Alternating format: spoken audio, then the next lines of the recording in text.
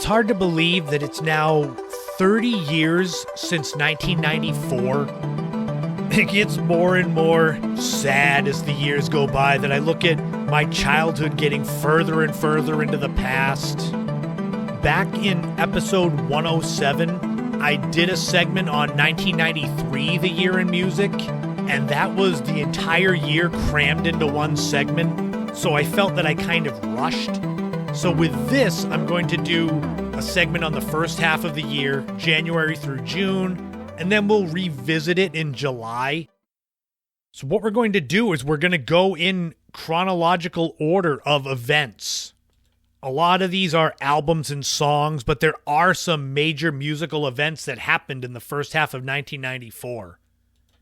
January 25th saw the release of the Jar of Flies EP from the grunge band Alice in Chains. This was a monstrous album my sophomore year of high school. Alice in Chains was one of the pillars of grunge rock in the first half of the 90s. They had so many great songs, and when you think back about the fact that after 1995, when they had their self-titled album, which had the picture of the dog with 3 legs on it, they basically were broken up from that point, at least the original incarnation of the band, because Lane Staley and Jerry Cantrell just couldn't get along.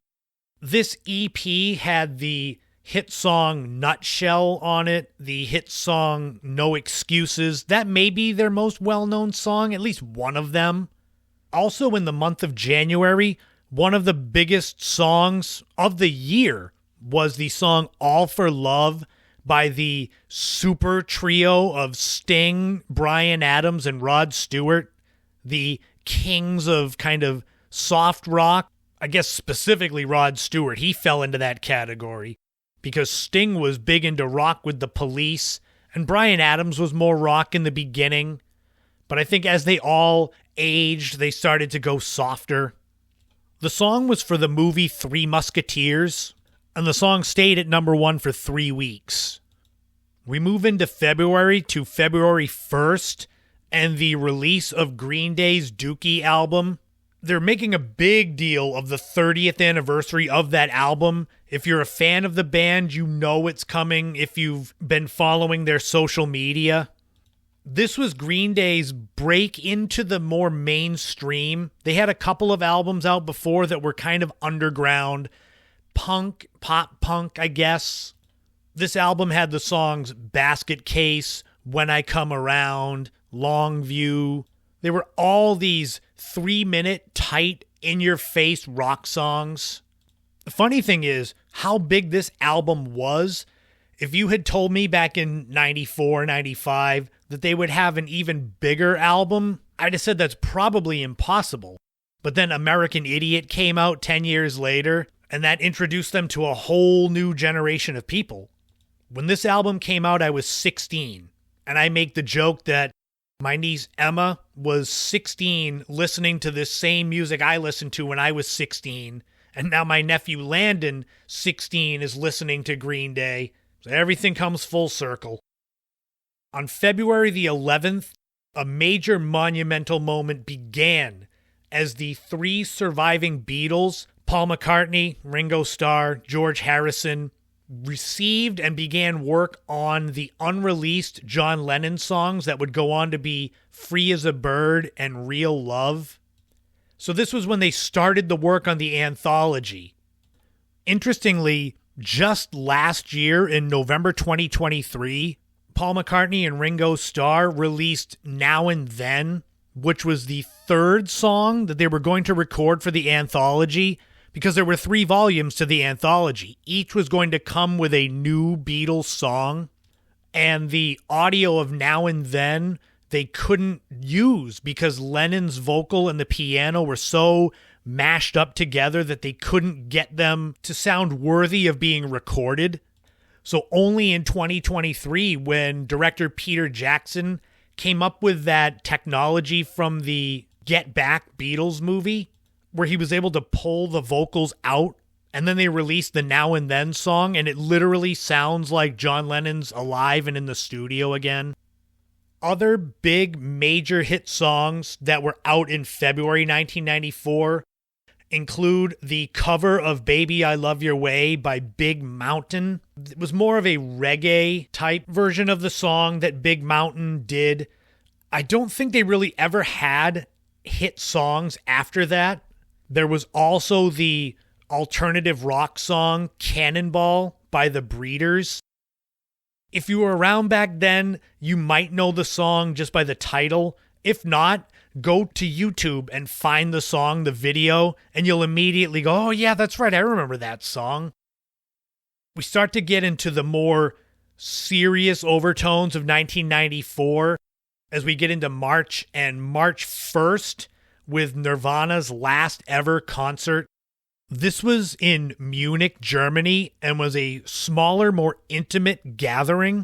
Naturally, there was no way to know that this would be Nirvana's last concert, but Kurt Cobain's rapid downward spiral in March 1994 began not too long after that.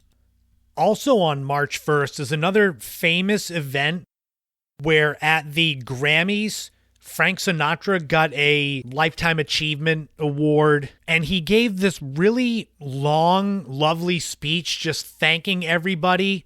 And they started to play the music playing him off, which was so disrespectful to someone like Frank Sinatra.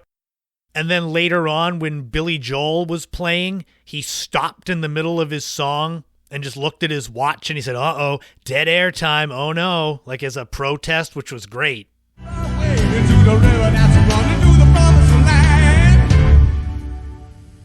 Valuable advertising time going by. Valuable advertising time going by.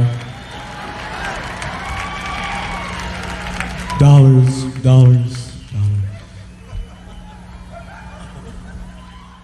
A couple of major landmark albums came out the next week on March 8th.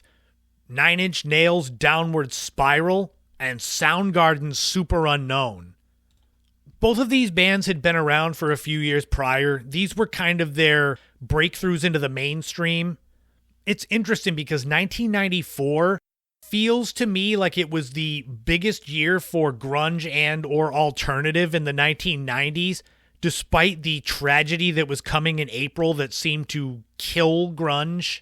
But Super Unknown had Black Hole Sun, Fell on Black Days, My Wave, and Super Unknown itself.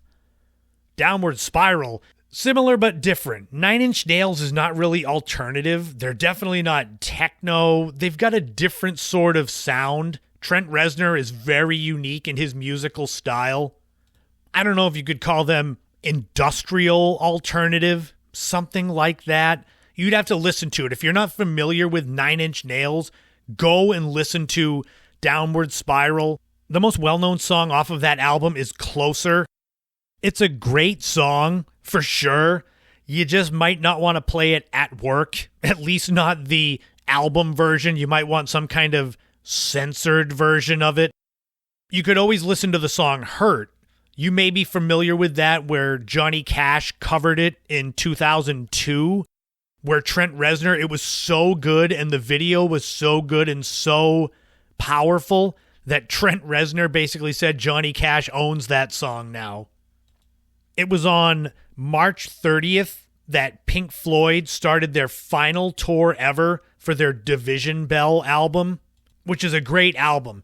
If you haven't heard it, Coming Back to Life, Take It Back. There are other songs too, but those stick out to me. They were great. Another big hit song that came out in March 1994 was The Sign by Ace of Base. That album, The Sign by Ace of Base, I think is one of those lesser appreciated, maybe kind of forgotten major albums of the 90s. When you think of the hit songs that were on it, besides The Sign, All That She Wants, and Don't Turn Around, those songs were everywhere in 93, 94, but then they kind of vanished after the mid-1990s. The first thing that I thought of, and the first thing I think of when I think of 1994, the year in music, is the death of Kurt Cobain on April 5th. That was a seminal moment in my life because Kurt Cobain was a huge influence on me as a teenager, as a writer. He spoke to me despite being 10 years older. He epitomized Generation X, the teenage angst, torn jeans and flannel, all that defined my identity at that time. I've done a lot of deeper dives into Kurt Cobain and his influence on me, so I don't want to spend all of this time going over it, but it was a major deal, and it's hard to believe that it's going to be 30 years ago in April that it happened. There were two other monumental albums in terms of grunge alternative that came out in April.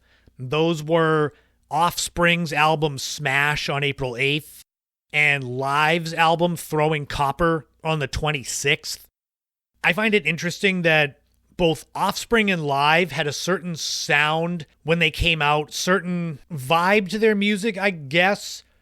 And interestingly, in the later 90s, both altered their sounds. Offspring became almost like a humor rock band, where they were like not quite parody songs, but they were songs with funny lyrics, funny videos, and they got more popular, whereas Live got away from their kind of religious overtones to their music and went more mainstream rock and pop, and it killed them. It's funny how making changes sometimes can help or hurt your brand. In May, on May 6th, there was the infamous Pearl Jam Ticketmaster complaint. This was where Pearl Jam was claiming that Ticketmaster had bought up all their competition. It was basically overcharging with all these hidden fees, and it was true. Ticketmaster was terrible, and ticket prices in general are terrible even to this day. But Pearl Jam tried to do their tour for their Vitalogy album without Ticketmaster. This would lead to Jeff Ament and Stone Gossard from Pearl Jam appearing before a congressional subcommittee about the ticketing industry in June 1994. Ticketmaster ultimately won this battle as they wanted to get all of the hidden fees featured so you would know what you were paying for. But even though they failed, it still shined a light on the industry. Major albums that came out in May 1994 included Weezer's Blue album on May 10th. This included Buddy Holly, Undone, the Sweater Song, Say It Ain't So. The video for Buddy Holly that was in the Happy Days universe, that made Weezer household names thanks to the airplay on MTV. On May 31st, there was also the Beastie Boys' Ill Communication, which included Sabotage, Sure Shot, Root Down. Again, Sabotage, the video for that was like a 70s cop drama. Not that the Beastie Boys needed to be made household names. They had been for almost a decade. But that video was great. It's still ingrained in my brain from my teenage years. And it was in the month of May that the biggest song of 1994 came out, and that was I Swear by All For One. Interestingly, this was a cover version of a country song by John Michael Montgomery. But the All For One version that came out went number one and stayed there for 11 straight weeks. And at one point, it was considered one of the top 100 songs of all time, according to Billboard magazine. I don't know where it ranks today, but at one point it was seen in the top 100. June 1994 saw another album that defined my teenage years get released, and that was Purple by Stone Temple Pilots on June 7th. This included the songs Interstate Love Song, Big Empty, Vaseline. The whole album is awesome. If you love alternative music from the 90s, I can't recommend it enough. It's one of my favorite albums ever. One of the more infamous moments, probably of the entire 90s, was June the 9th when Lisa Left Eye Lopez of the extremely popular TLC R&B group burned down her boyfriend, football player Andre Rison's mansion. This was an incredible story. Andre Rison was kind of a D-bag to Left Eye. I guess it was abusive. I don't know if it was both ways, but Andre Rison's a football player, so he's much, much bigger than her.